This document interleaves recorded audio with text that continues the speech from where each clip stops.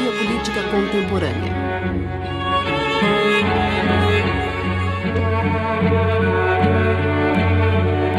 John Rawls, A Justiça como Equidade, com Rolf Kuntz.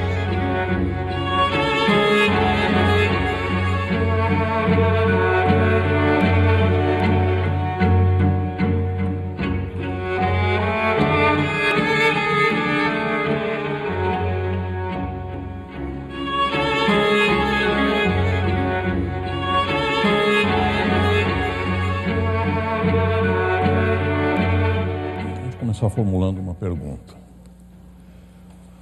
que é a seguinte: como pode existir e sobreviver uma sociedade justa e estável de cidadãos livres e iguais que permanecem profundamente divididos por doutrinas razoáveis de caráter religioso, filosófico e moral?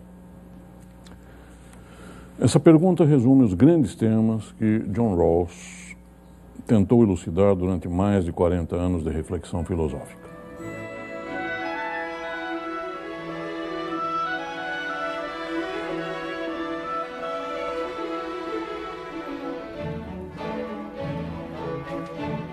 Boa parte de seu trabalho foi um esforço para resolver o conflito entre duas tradições que marcaram o pensamento democrático moderno, e de forma um tanto estilizada. Uma dessas vertentes é associada ao nome de John Locke e valoriza as chamadas liberdades dos modernos, que incluem principalmente direitos individuais, como as liberdades de pensamento e de consciência e o direito de propriedade.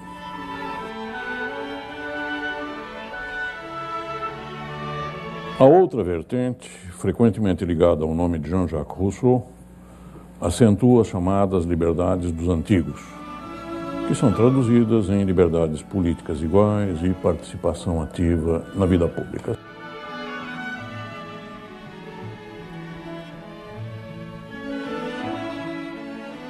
São duas grandes vertentes que marcam o pensamento democrático moderno. Muito bem. Justiça como equidade é o conceito forjado por John Rawls na tentativa de articular de forma equilibrada os valores de liberdade e de igualdade embutidos nessas tradições. Essa articulação é uma tarefa essencialmente política e passa pela configuração das instituições básicas da sociedade. O liberalismo de Rawls, às vezes descrito como individualista, reserva ao Estado um importante papel na criação de condições para que a liberdade seja mais do que um direito formal.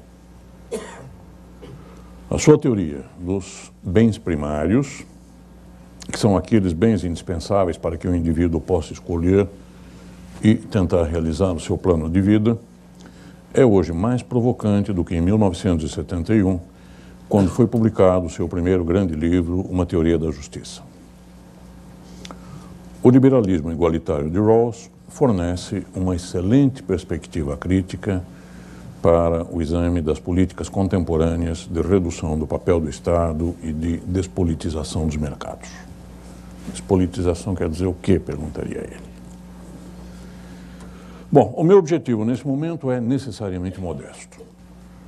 Eu vou ficar satisfeito se conseguir expor com alguma clareza os principais objetivos de Rawls e as linhas gerais da sua argumentação a respeito da boa ordenação de uma sociedade política que, advirto desde já, na discussão é concebida para efeito de facilidade como uma sociedade fechada. Vale a pena lembrar, de toda forma, o esforço de Rawls para dar conta das objeções dos seus leitores. Poucos pensadores contemporâneos foram tão discutidos e tão minuciosamente criticados. Poucos levaram tão a sério as observações dos seus leitores mais atentos. Nesse diálogo, Rawls não só melhorou a exposição de suas teses, mas também reconsiderou e mudou alguns aspectos fundamentais do seu pensamento. Voltando a esse ponto, ao longo desses 20 e tantos anos em que o Rawls rediscutiu e reviu as teses expostas na teoria da justiça, ele abandona, por exemplo, a perspectiva de que a questão da boa ordem social e a questão de estabilidade social pudessem ser tratadas como questões de ordem moral. A cada momento ele se torna mais claro para ele que soluções para esse tipo de problema só podem ser soluções de natureza política. Isto é, soluções que tratem do ordenamento das relações na dimensão pública e não do ordenamento dos comportamentos privados.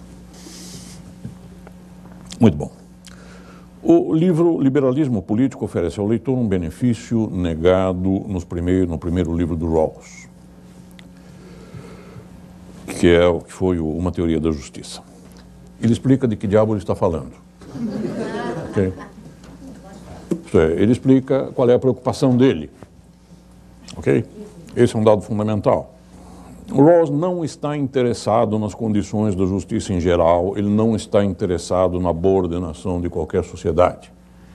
Quem imaginar que vai encontrar um filósofo preocupado com as condições gerais da justiça ou com as condições gerais de ordenação de qualquer sociedade vai perder tempo, vai pegar o bonde errado. A preocupação do Rawls é com um tipo historicamente determinado de sociedade. Vamos retomar o início dessa exposição. O interesse dele é discutir as condições de existência e de sobrevivência de uma sociedade justa e estável de cidadãos livres e iguais, profundamente divididos por doutrinas razoáveis de caráter religioso, filosófico e moral. Ora, onde é que nós podemos encontrar uma sociedade estável, formada por cidadãos profundamente divididos por suas convicções morais, religiosas e filosóficas, só num certo tipo de sociedade, que é aquele tipo que se constitui na chamada cultura ocidental, a partir da instituição do Estado moderno e da reforma. A teoria da justiça de Rawls tem como objeto as democracias modernas, caracterizadas pela valorização pública da tolerância, da autonomia do indivíduo e da igualdade quanto a certos direitos considerados básicos. É evidente que essas noções são interpretáveis de várias maneiras e são combináveis segundo critérios diferentes de ponderação. Algumas pessoas dirão que a posse de armas é um componente essencial da liberdade e, portanto, um direito democrático, mas que o salário-desemprego não é. Alguns dirão que o salário-desemprego é financiado com um assalto aos contribuintes privados. Mas defenderão como essencial à democracia o direito de ter uma bazuca na sua casa. Defenderão como essencial ao direito democrático espancar o carteiro porque ele é um funcionário federal e o governo federal é uma fonte de opressão. Quer dizer, nós vemos que estas concepções de quais são os direitos fundamentais são concepções bastante variáveis que se estendem num intervalo muito amplo, né? E, portanto, podemos também, ao longo desse intervalo, imaginar diferentes combinações de valores de igualdade e de liberdade segundo essas diferentes interpretações. Dificilmente alguém apresentará uma defesa pública da escravidão. Dificilmente alguém negará que uma sociedade bem ordenada tenha de garantir certos direitos individuais, certo padrão de igualdade e participação dos cidadãos em decisões políticas que afetem seus interesses. São algumas ideias gerais que constituem um fundo comum característico desse tipo de cultura formado no Ocidente a partir do início da Idade Moderna. Vamos tomar algumas palavras de Rawls. Diz ele: o curso do pensamento democrático ao longo dos últimos 2 séculos ou algo assim, deixa claro que não há, por enquanto, nenhum acordo sobre como é preciso arranjar as instituições básicas de uma democracia constitucional para que satisfaçam os termos equitativos de cooperação entre cidadãos contemplados como livres e iguais. Muito bem. Ao registrar essa constatação, Rawls também apresenta 2 noções, por ele descritas como intuitivas, que serão tomadas como referências fixas para a construção que ele vai realizar. Uma dessas noções é a concepção da sociedade como um arranjo cooperativo entre cidadãos livres e iguais. O Rawls não está aqui fazendo uma descrição do que é a sociedade capitalista, ele está tomando um elemento da cultura das chamadas sociedades democráticas. Este elemento é uma autorrepresentação. Esse é um dado fundamental. É uma autorrepresentação e é fundamental porque esta autorrepresentação baliza as possibilidades de combinação dos valores básicos dessa sociedade. A ideia de cooperação social é especificada por uma referência a 3 de seus componentes. Primeiro, a cooperação é diferente da simples coordenação por uma autoridade central. Ela envolve regras e procedimentos publicamente reconhecidos e aceitos pelos participantes. Segundo, cooperação envolve equidade. Cada participante pode razoavelmente aceitar certas condições desde que valham para todos os demais. Terceiro, cooperação entendida nesses termos envolve também a noção de uma vantagem racional, que justifica o esforço de cada um e justifica a sua sujeição a certo conjunto de normas.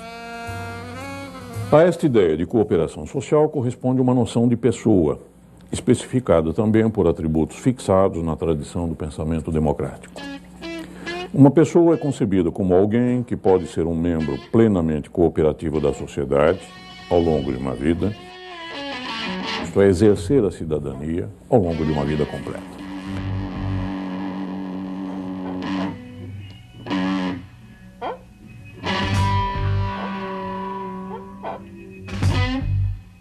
Menciona-se a vida completa porque a sociedade não é um arranjo cooperativo para fins limitados, mas para um enorme conjunto de funções que afetam as condições dos indivíduos do nascimento à morte e, de certa forma, até depois da morte. Há momentos em que o Rawls introduz a discussão da justiça intergeneracional. Como participantes livres e iguais de um sistema equitativo de cooperação social, as pessoas têm 2 capacidades morais que as habilitam a cooperar dessa forma. Uma primeira é um senso de justiça. A segunda é a capacidade de conceber o bem, isto é, de formar, rever e racionalmente perseguir o que lhe pareça vantajoso. A primeira dessas capacidades, o senso de justiça, é descrita por Rawls como a capacidade de entender, aplicar e agir com base na concepção que caracteriza os termos equitativos de cooperação social. A concepção do bem pode envolver tanto os objetivos de cada instante quanto os valores que balizam mais amplamente a vida de cada um. As lealdades, devoções e afeições de toda sorte, que traduzem as crenças morais, religiosas e filosóficas dos indivíduos. Essas 2 noções, a da sociedade como um empreendimento cooperativo e a das pessoas como indivíduos livres, iguais e dotados daquelas capacidades, correspondem naturalmente a estilizações, correspondem a ideias presumivelmente implícitas na cultura pública de uma sociedade democrática. Não são descrições objetivas do que são as pessoas, são descrições de ideias implícitas numa cultura democrática. São utilizados por John Rawls como conceitos que ajudam a esclarecer o que para ele é uma questão fundamental da justiça política. São, portanto, elementos presentes, implícita ou explicitamente, na formulação de seu problema.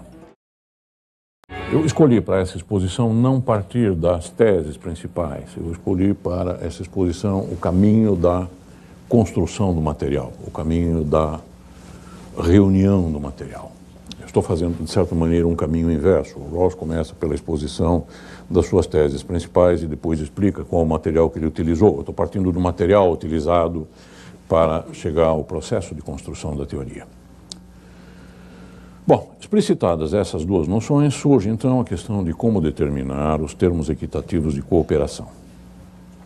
Pergunta: serão esses termos equitativos de cooperação determináveis por um poder externo aos indivíduos? Será conveniente buscá-los numa ordem normativa independente da sociedade, como, por exemplo, a lei natural ou a lei divina?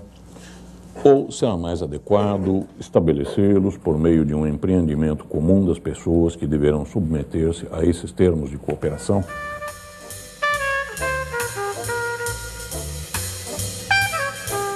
Ora, Esta última resposta, estabelecer esses termos por meio de uma decisão das pessoas que deverão submeter-se às regras, é a única resposta compatível com aquela concepção de pessoas livres e iguais e habilitadas a cooperar socialmente.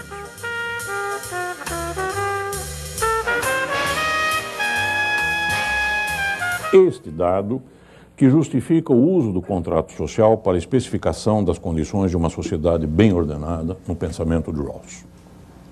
É porque o contrato é a forma própria de deliberação por agentes que são concebidos com aquelas características. Bom, é preciso deixar claro, antes de avançar, que o contrato, assim como a posição original em que as pessoas o celebram, é um artifício de representação. Quer dizer, em nenhum momento o Rawls teve a alucinação de imaginar que em algum instante na história indivíduos tenham efetivamente realizado ou venham a realizar um ato que se possa descrever como um contrato instaurador de uma sociedade política. Nem ele acreditava nisso, nem os contratualistas, de modo geral, levavam a sério esta hipótese. O contrato é, sobretudo, um objeto conceitual. Ele nos ajuda a interpretar a história política, ele nos ajuda a pensar as instituições, ele nos ajuda a dar conta de temas como o da obrigação política, né? Mas o Hobbes jamais imaginou que indivíduos isolados, correndo pelados na floresta, se tenham reunido em algum momento numa clareza para celebrar um contrato social. Quer dizer, a noção de contrato é um instrumento de interpretação. Acontece que o primeiro autor que explicitou esta noção foi Kant, que escreveu um bocado de tempo depois de Hobbes e assim por diante, não?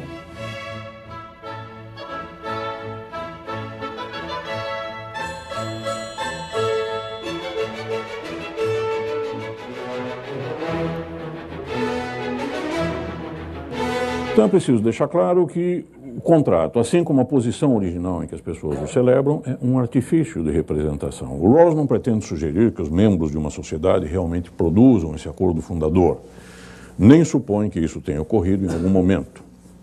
Então, este é um dos aspectos em que o seu pensamento se assemelha ao de Kant. No pensamento kantiano, o contrato é uma ideia reguladora, não é uma noção que se refira a um dado histórico. É reguladora por ser um critério adequado à avaliação da ordem política. É um artifício que nos permite confrontar as instituições, as normas e outros dados da vida coletiva com aquilo que nós teríamos escolhido num acordo inicial entre indivíduos livres e iguais. A noção do contrato é simplesmente isso, é uma noção que nos permite raciocinar ordenadamente a respeito dessa questão. É necessário, portanto, conceber a posição original dessas pessoas livres e iguais no momento do contrato. Todos os contratualistas, desde Hobbes, deram importância a essa condição original. E isso é especialmente visível em Rousseau, quando ele diz: imaginemos os homens chegados àquela condição, etc. e tal, em que, não podendo sobreviver, eles fossem forçados. Acontece que o Rawls é o primeiro que especifica com todas as letras a importância desta posição original. Por que essa posição é relevante? Muito bem. O objetivo do contrato é especificar a estrutura básica da sociedade, isto é, as instituições que sustentam e condicionam todo o edifício. Esse conjunto inclui as normas constitucionais, os procedimentos legais e judiciais, a propriedade, as regras de produção e de mercado, a instituição de família e outras que sejam estruturais.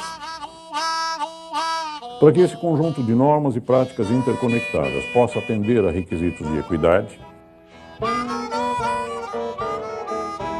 é preciso que a posição dos contratantes seja sujeita a certas restrições. É fácil imaginar algumas restrições que se aplicam de modo geral aos contratos, qualquer contrato, como, por exemplo, a exclusão do uso da força e da coerção, a exclusão do uso da mentira, a exclusão da fraude. Mas isso não basta. É preciso também, já que nós estamos imaginando uma posição na qual as pessoas determinariam as características estruturais da sociedade, é preciso também imaginar condições que evitem que algumas pessoas tenham maior poder de barganha ou disponham de informações que possam afetar o equilíbrio do jogo. Bom, como é que se resolve isso? Nós precisamos complicar o nosso artifício. Isso se resolve, portanto, com mais um artifício. Supõe-se que as informações disponíveis para os contratantes sejam limitadas por um véu de ignorância. Temos de imaginar que nenhum dos participantes pode saber quais são as suas vantagens ou desvantagens intelectuais, seus talentos particulares, sua condição econômica inicial e as posições que cada um poderá ocupar na sociedade. É preciso imaginar até mesmo que os participantes nada saibam a respeito de suas preferências ou crenças particulares, ou mesmo dos fins que possam vir a escolher como agentes livres. Esses indivíduos podem ter uma concepção do que seja a sociedade como um sistema de cooperação, podem ter uma concepção da própria condição de liberdade e de igualdade, mas não podem, idealmente, saber nada mais que seja essencial à sua diferenciação. Parece abstrato? Não, não é. Vamos imaginar o seguinte, vamos imaginar que nós tivéssemos de decidir o desenho de um teatro e que nós não soubéssemos qual seria o nosso lugar nesse teatro, que nós não soubéssemos se a nossa audição seria muito boa ou não, que nós não soubéssemos se a nossa visão seria muito boa ou não. Qual o desenho que nós escolheríamos? Nós escolheríamos um desenho como o do Teatro Municipal de São Paulo ou de teatros semelhantes que existem em outros países, onde os que têm dinheiro conseguem sentar em certas poltronas, os que têm menos dinheiro vão para posições um pouco piores, e os que têm pouco dinheiro vão lá para o galinheiro, onde eles não conseguem nem enxergar o palco. Ou será que nós proporíamos um desenho de um teatro parecido com, digamos, com cultura artística, onde é possível sentar em qualquer lugar e razoavelmente assistir ao espetáculo? Ou proporíamos um teatro como o da Filarmônica de Berlim, que tem um formato circular? É disso que se trata, gente. A pergunta é, se nós estivéssemos tão ignorantes a respeito das nossas possibilidades, a respeito da nossa futura condição, na sociedade em que nós viveríamos, e tivéssemos de definir o desenho desta sociedade, que tipo de sociedade nós iríamos determinar? É esse o sentido do véu da ignorância.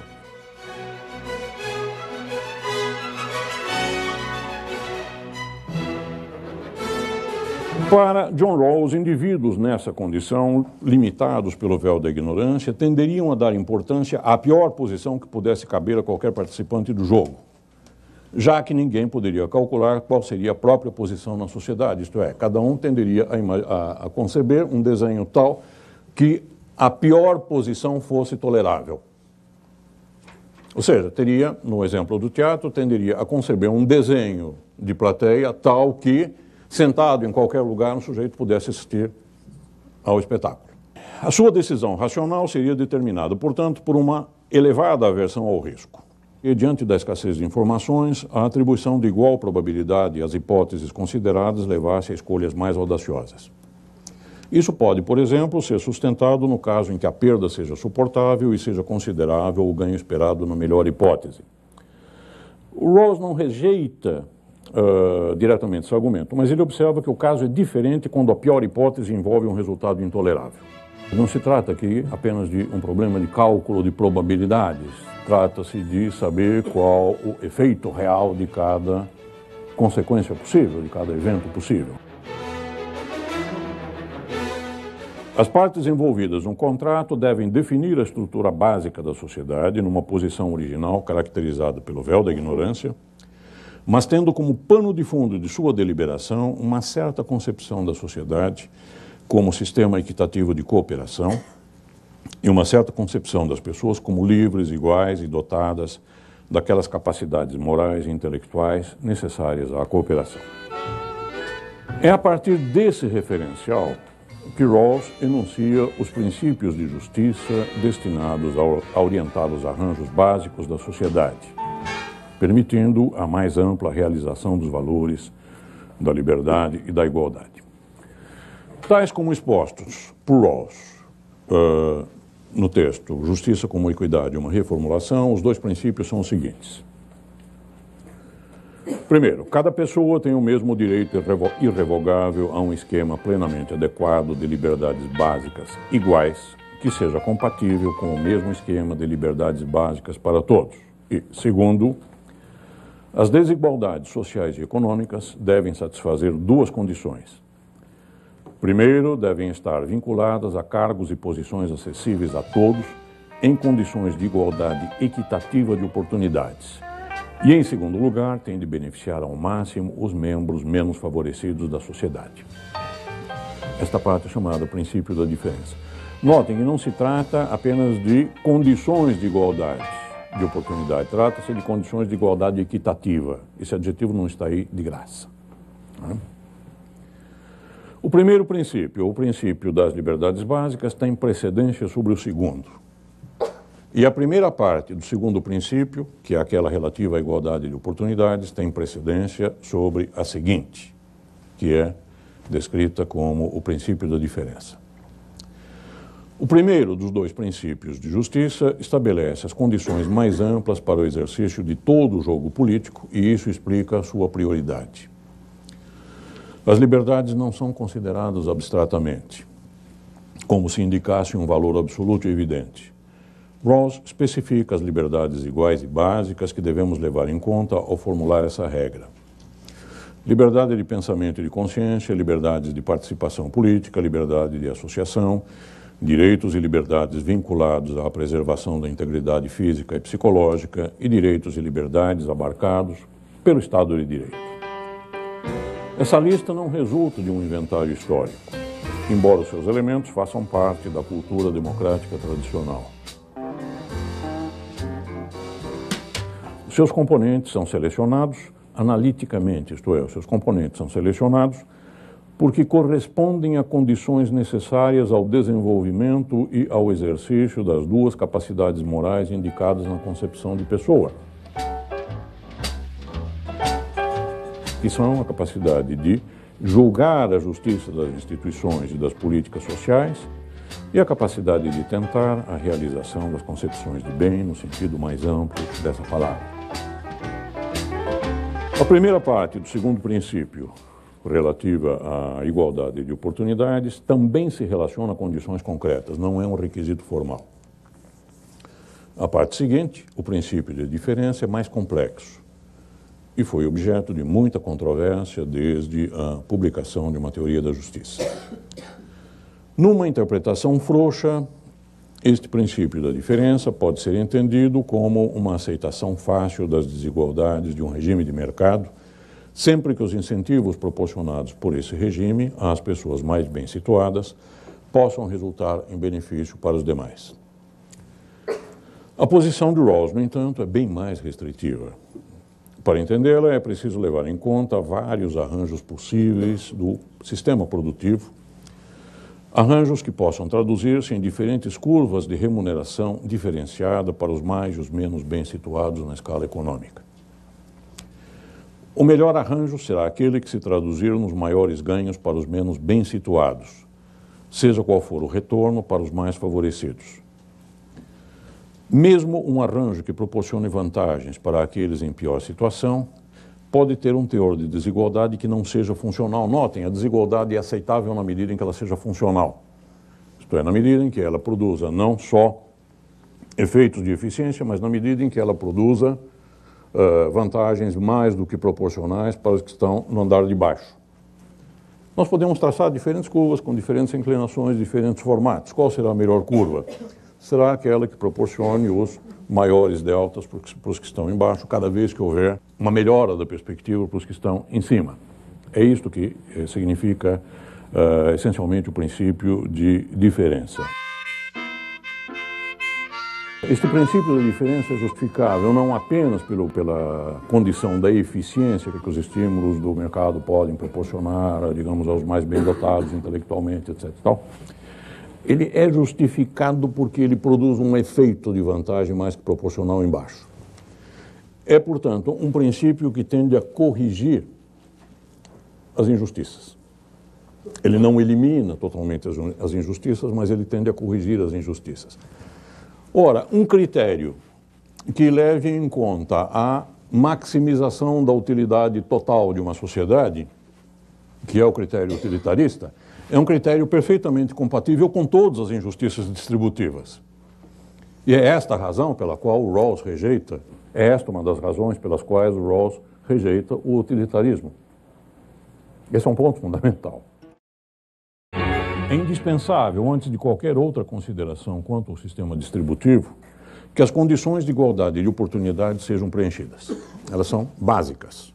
É a partir daqui que nós começamos a discutir as curvas de distribuição, tais como elas podem ser afetadas ou modificadas. É esta exigência, a exigência de que o princípio de igualdade equitativa de oportunidade seja preenchido, é esta exigência que dá sentido à noção de bens primários.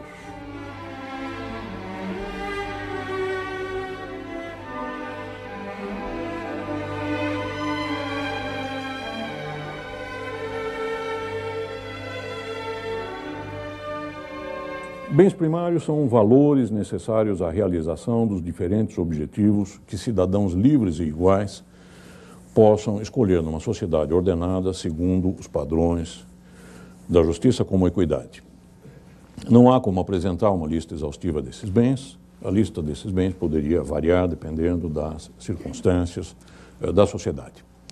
Mas pode-se dizer genericamente que a relação desses bens tem de incluir os direitos e liberdades básicos indicados pelo primeiro princípio de justiça, liberdade de movimento, livre escolha de ocupação, um certo montante de renda e de riqueza e as bases sociais do autorrespeito. Essas bases são formadas por vários fatores, entre os quais o reconhecimento público da igualdade básica de direitos. Quer dizer, quando o Rawls pensa nessas bases sociais do autorrespeito, ele não está pensando em dados psicológicos, ele está pensando em dados objetivos da organização política.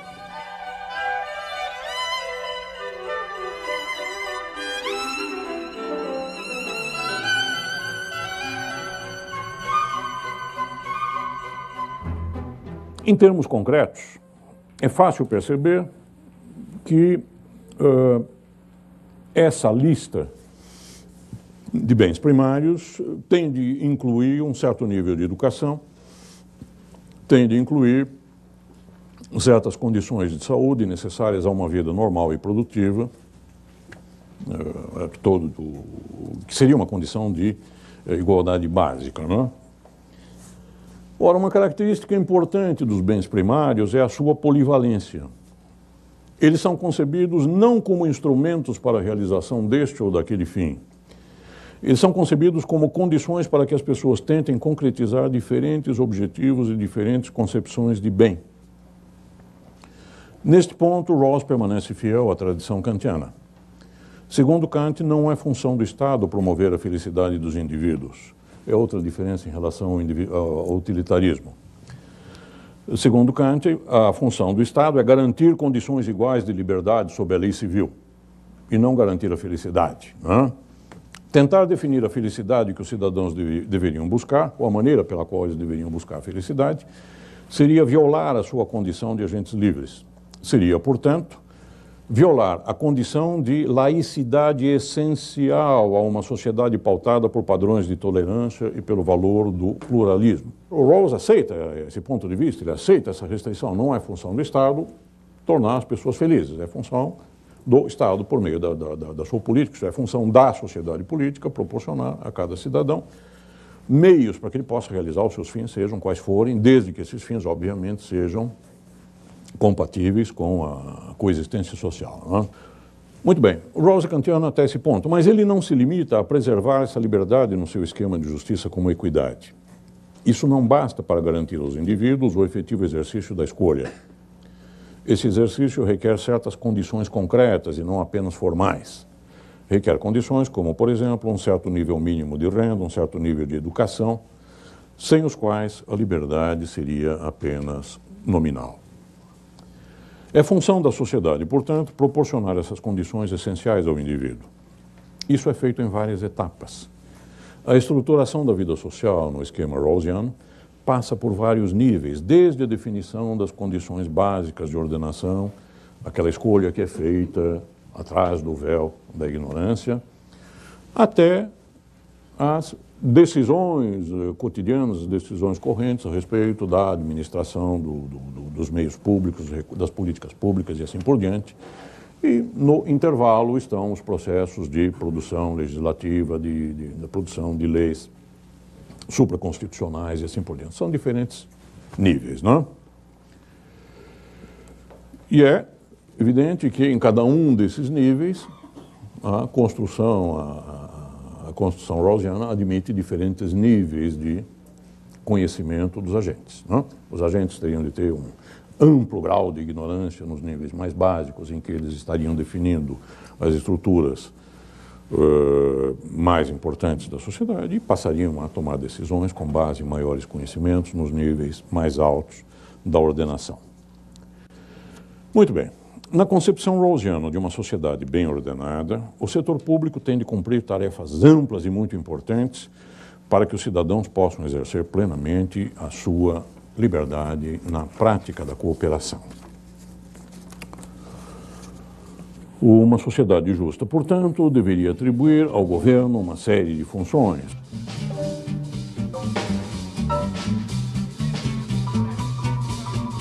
Rawls descreve basicamente 4 grupos de funções correspondentes ao que ele denomina 4 ramos ou setores.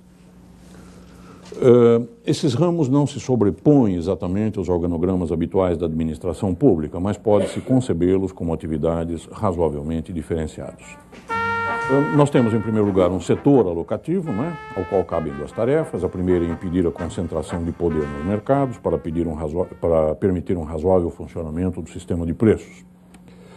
A segunda função do setor alocativo consiste em compensar, por meio de subsídios, impostos e alterações no conceito de propriedade, certas insuficiências do sistema de preços. Este sistema nem sempre mede com precisão, observa John Rawls, custos e benefícios sociais. Rawls tem um defeito que não é característico entre os escritores americanos. Ele é terrivelmente parcimonioso quando se trata de ilustrações, quando se trata de exemplos, né? Então a gente é obrigado a imaginar os exemplos para especificar os casos dele. Alguns exemplos são fáceis, né? É possível, por exemplo, usar impostos para racionalizar o uso de certos recursos naturais, como a água, ou para estimular, por meio de subsídios, a adoção de técnicas preservadoras do ambiente, ou ainda o investimento industrial em regiões de fronteira, se isso servir para desencadear um processo de mudança. Ele também admite que o ramo alocativo envolva alterações no conceito de propriedade, por exemplo, como quando se criam normas para ocupação de terrenos, normas para construção e assim por diante. O ramo da estabilização, segundo o ramo, deve cuidar do objetivo do pleno emprego. Notem, ele escreveu isso em 1971, mas ele não abandonou essa ideia, este é o ponto importante. O governo deve dispor para isso de meios para sustentar ou estimular a demanda. Rawls inclui, portanto, as políticas keynesianas como instrumentos de realização da justiça. Ele poderia ter incluído a política anti-inflacionária no setor da estabilização, mas, curiosamente, não cuidou desse ponto. Embora a política inflacionária tenha implicações distributivas extremamente importantes, né? Isso se explica, presumivelmente, pela relativa desimportância do problema nos Estados Unidos, quando ele escreveu esse trabalho em 71. O terceiro setor, responsável pelas transferências, deve tratar do mínimo social. Um sistema de concorrência é insuficiente para cuidar das necessidades básicas e, diz Rawls, não pode, portanto, ser o instrumento único da distribuição. Esse mínimo envolve uma suplementação de renda do indivíduo por meio de pagamentos adicionais proporcionados pelo setor público e de vários outros gastos orçamentários. Determinar o montante compatível com os princípios de justiça pode ser complexo. E não vamos entrar nisso, não vamos brincar de entrar nesse exercício. A ideia básica é atender ao chamado princípio da diferença, segundo o qual as expectativas mais altas daqueles mais bem situados são justas se, e somente se, funcionarem como parte de um esquema que melhore as expectativas dos membros menos favorecidos da sociedade. O quarto ramo, o distributivo, opera por meio de tributação e dos ajustes necessários no direito de propriedade. Esses mecanismos podem contribuir para pulverizar a propriedade ou para impedir a sua concentração. A taxação da herança pode ser um dos meios utilizados. O objetivo, nesse caso, não é a receita fiscal, mas a redução dos desequilíbrios econômicos. Eu não vou entrar em mais detalhes desses esquemas, eu vou tentar acrescentar alguns pontos para os quais eu não havia chamado a atenção e que me parece que são bastante relevantes. Primeiro, para concluir essa parte, parece evidente que nós estamos longe do ideal do Estado mínimo, isto é, daquele Estado reduzido a umas poucas funções, daquele Estado que transfere uma porção de que converte em funções privadas uma porção de responsabilidades públicas, e eu não me refiro aqui à produção de aço ou de produtos petroquímicos, não é esse o problema. Não vejo nenhum problema em transferir a produção de aço ou de petroquímicos para o setor privado. O problema é transferir para o setor privado questões que eram consideradas responsabilidades coletivas, como responsabilidades pelos padrões de bem-estar das pessoas, o mínimo social, a rede de segurança, padrões de previdência, padrões de assistência, padrões de educação, etc. Uma coisa é privatizar uma siderúrgica, outra coisa é privatizar o sistema educacional. São duas coisas imensamente diferentes. E a esquerda brasileira, fiel à sua tradição, discutiu muito a privatização de siderúrgicas e petroquímicas, mas não fez nenhuma guerra por causa da privatização do sistema de educação ou da privatização do serviço de saúde e assim por diante. Então, esse é o primeiro ponto a observar. Estamos longe dessa noção de Estado. Estamos, sim, diante de uma concepção de sociedade bem ordenada, que se ajusta muito bem a uma concepção capitalista, mas que está presa a outra forma, que está presa a uma certa concepção de justiça, uma certa concepção de equidade. Eu queria agora chamar a atenção para um ponto de enorme importância para o Rawls. Eu poderia ter tratado antes, talvez devesse ter tratado antes, mas achei melhor deixá-lo para esse momento. O ponto é o seguinte: o Rawls se impõe a tarefa de construir uma teoria da sociedade bem ordenada sem recorrer a uma filosofia abrangente. Isto não é por acaso. O respeito a essa condição é essencial, segundo Rawls, para a concepção de uma ordem capaz de abrigar uma pluralidade de crenças morais, religiosas e filosóficas razoáveis, isto é, uma pluralidade de crenças que possam coexistir num ambiente de tolerância. Rawls não nega que vários aspectos da justiça, como a equidade, sejam sustentáveis com base em filosofias particulares e que são, ao mesmo tempo, pretensamente abrangentes, incluído o utilitarismo. Ele não nega isso. O problema dele é outro. Pode haver, de fato, entre essas várias concepções morais, essas várias concepções filosóficas, uma sobreposição, um consenso parcial. E isto é parte também da cultura tradicional das sociedades democráticas. Mas a possibilidade desta sobreposição, disto que a gente poderia traduzir como consenso de sobreposição, não retira de cada uma dessas filosofias, ou crenças morais, ou crenças religiosas, a sua característica parcial e sectária, nem reduz a sua pretensão quanto ao domínio de uma certa verdade. Ora, a justiça como equidade para Rawls não pode ser concebida como uma doutrina moral abrangente. Ela tem de ser concebida apenas como o quê? Apenas como uma referência para uma ordenação política. Ela tem de ser concebida como um instrumento de ordenação política. Por isso, a teoria da justiça como equidade só é adequadamente concebível como política e não como uma doutrina moral, ainda que seja moral num certo sentido. Por quê? O próprio Rawls leva um tempão para formular essa ideia com clareza. Os primeiros trabalhos dele, o primeiro trabalho dele conhecido, publicado em 1951, começa com a formulação de uma pergunta a respeito de como tomar decisões diante de certas questões éticas. Com o tempo ele abandona esse tipo de questão. Com o tempo ele abandona, entre outras coisas, a possibilidade de se descrever a estabilidade social como dependente de uma certa comunidade de sentimentos morais. Ora, a ideia desta certa comunidade de sentimentos morais vai frontalmente contra a sua concepção do pluralismo como um elemento fundamental do bom ordenamento.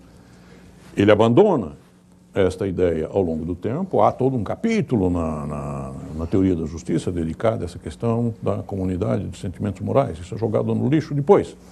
E ele chama a atenção para essa mudança da sua perspectiva logo na introdução do liberalismo político, publicado em 1993. Em outras palavras, a ordem política liberal de que trata Rawls não pode cuidar de sentimentos morais ou de sentimentos de outra ordem, ela só pode cuidar das dimensões públicas da vida. Eu havia chamado a atenção antes para a importância dessa noção do público, para essa distinção fundamental entre o público e o privado.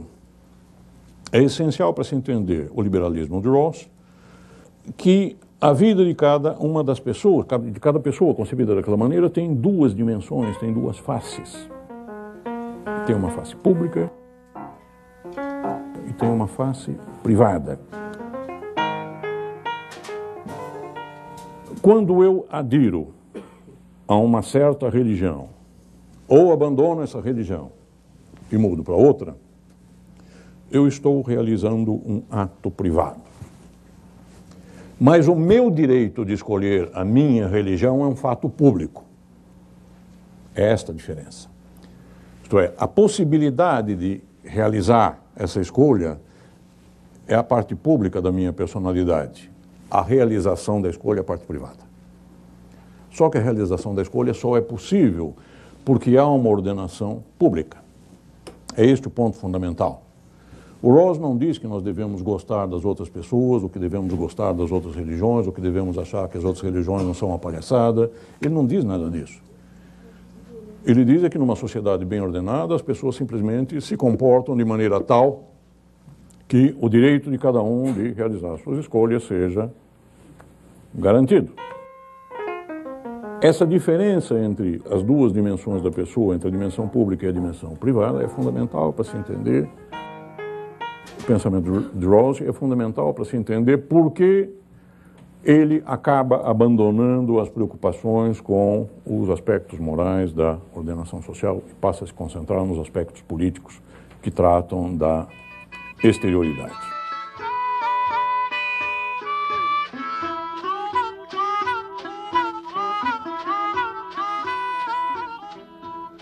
Uma razão pela qual o Rawls rejeita o utilitarismo é que o utilitarismo é perfeitamente compatível com qualquer esquema profundamente desigual, qualquer esquema profundamente injusto, na medida em que enfatize a maximização da utilidade social. É claro que a gente pode introduzir qualificações aí. A outra razão pela qual ele rejeita o utilitarismo é a mesma razão pela qual ele rejeitaria qualquer outra filosofia abrangente. A tentativa dele, ao longo de toda a sua construção, é evitar compromissos com doutrinas morais, ou doutrinas religiosas, ou doutrinas filosóficas particulares, que ele descreve como doutrinas abrangentes. É uma estratégia que ele escreve, é um procedimento que ele descreve, num certo momento, como uma estratégia da esquiva, como se ele tivesse de correr no meio de um tiroteio, evitando levar as balas daqui ou dali, ou evitando, enfim, ser atingido por esta ou por aquela doutrina particular. Se ele conseguiu isso ou não, é algo para se discutir. Há quem diga que não. Há quem diga que o Rawls nunca deixou de ser um utilitarista enrustido. Há quem diga que ele talvez tenha feito mais concessões do que ele deveria. Eu deixo isso ao julgamento de cada um.